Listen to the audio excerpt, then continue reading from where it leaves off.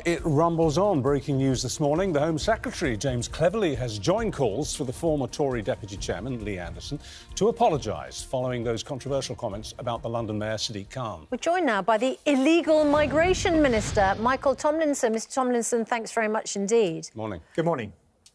Was what Lee Anderson said Islamophobic? Listen, I'm very clear what Lee said was wrong. He shouldn't have said it. As a result of what he said, within 24 hours, swift and robust action was taken and he lost the whip. My view is that we need to be courteous in our discourse. I think it's incumbent on politicians to take the heat out of the argument. That's the way that I conduct myself. That's my personal style and my point of view. And what Lee said was wrong. Go on, Minister. Yes or no? Was it Islamophobic? It was wrong. Was it Islamophobic? You've had my answer. It was wrong. Why can't you say the word? Well, I don't think I'm here to come on and talk about definitions. I'm very clear that the action was wrong, that the words were wrong, and that as a result there was swift, robust and firm action, and that was the right course of action within 24 hours. Listen, if you want to contrast that with what happened up in Rochdale, this was robust action that was taken. It was right that that action was taken. Every single minister that we've spoken to and that every other media outlet in this country has spoken to in the last 48 hours, government minister and MP, refuses to use the word Islamophobia. Tory ministers. Is this some instruction you've all been given that you're not allowed to say the I word? No, it's not. Well, can you say it then? Do you think that it was Islamophobic? Yes, we know you said it was wrong, but do you think it was Islamophobic personally? Yes or no? Personally, I think it was wrong.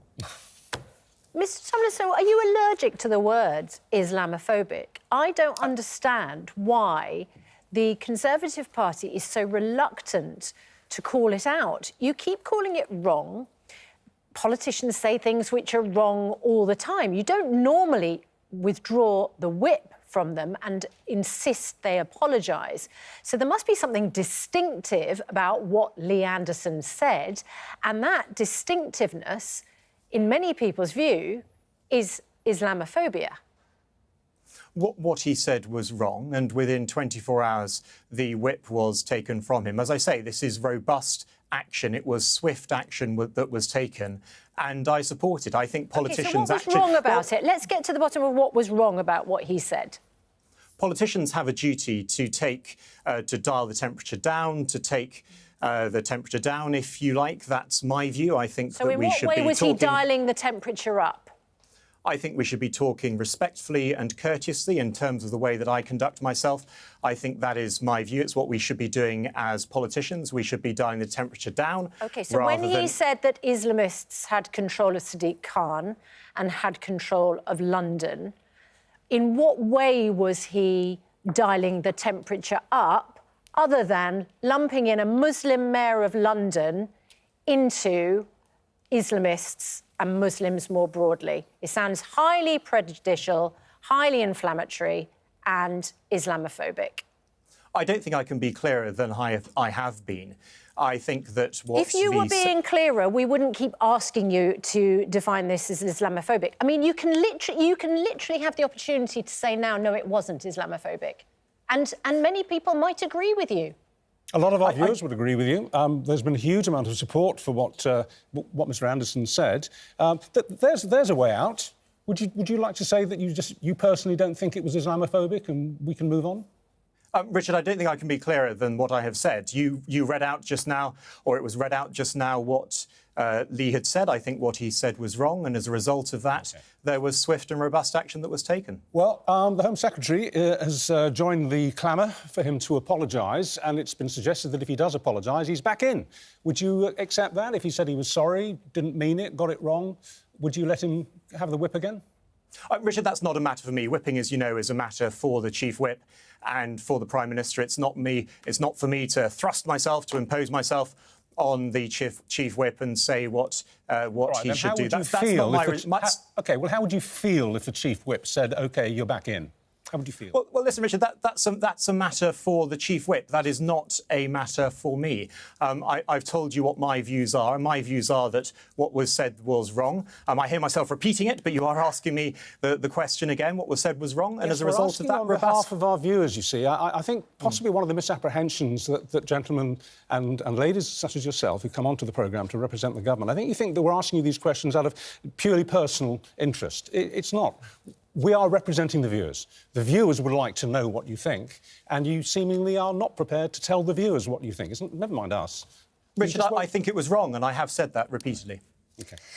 When the Home Secretary, Suella Braverman, wrote in The Telegraph last week that Islamists are now in charge of Britain, Britain is sleepwalking into a ghettoised society.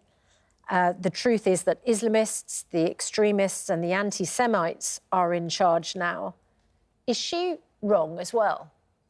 I don't think Suella was right. She's the former Home Secretary. She was responding, actually, to events that had happened in the House of Commons, or at least in part that had happened in the House of Commons last Wednesday, when a debate was had in relation to Gaza and in relation to peace in Gaza. And what happened there was the Speaker had selected an amendment. It was an unorthodox decision.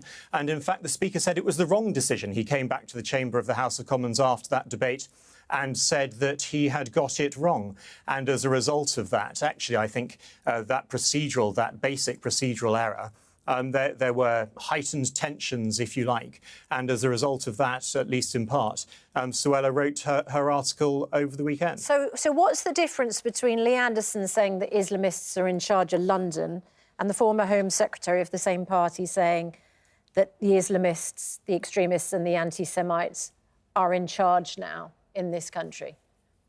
Well, I think one's more of a personal attack, but if you're asking me in relation to Suella and her article, that was directly in response to that debate that we had in the chamber of the House of Commons last Wednesday. And as I say, I think the Speaker called that wrong. It was an SNP opposition day, and they didn't have a chance to have a vote. No, but I'm asking about what Suella Braverman wrote, because she hasn't faced the same penalty, has she, as Lee Anderson? And you said that you think that politicians have a duty to dial down the language.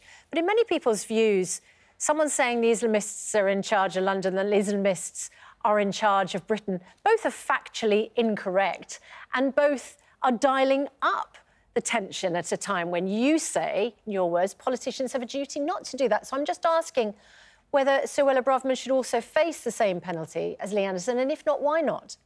Well, you asked me my views. My views are exactly that. I think that politicians do need to be careful with their language. So should she face the same penalty then? Well, I think politicians need to be careful with their language. I think it is important that we are careful and considerate. I actually think we're very blessed. So in your language, should she face the same penalty as Lee Anderson and have the whip removed? No, I think we're blessed to live in the country that we do. We have an open and tolerant society. I think that is one of the joys that makes Britain and our country what it is. That is something that I think we should celebrate as politicians. But you are right. I am careful with the language that I use, and that's the way that I conduct myself. You're very careful not to use the word Islamophobia. I just wonder if one of the indicators for that is that the party does have a formal definition for anti-Semitism, but it doesn't have one for its opposite number, if you like, Islamophobia. Well, why is that? Why don't you have a definition for Islamophobia if you have one for anti-Semitism? Well, I don't think that's quite right. I think there are issues I think there are issues with a certain definition that's been put forward in relation to Islamophobia. I think that is right. But we're getting now into definitions. We're getting now into semantics. Yeah, we're getting into definitions, we're getting into semantics. I don't think it's right for me to press that further. I think it is right that politicians are careful. I think it's right, personally, to be courteous in our conduct. I think we're blessed to live in the country that we do. Part of that is that we do have the ability to have free speech. We have the ability to criticise, the ability to poke fun at each other, even occasionally to poke fun at politicians. And there's nothing wrong with that at all. But as you can tell, my view is that we should be dialing this down rather than dialing it up. And that's my firm intention this morning. Michael Tomlinson, Minister of State for Countering Illegal Migration. Thank you for your time. Thank you very much indeed.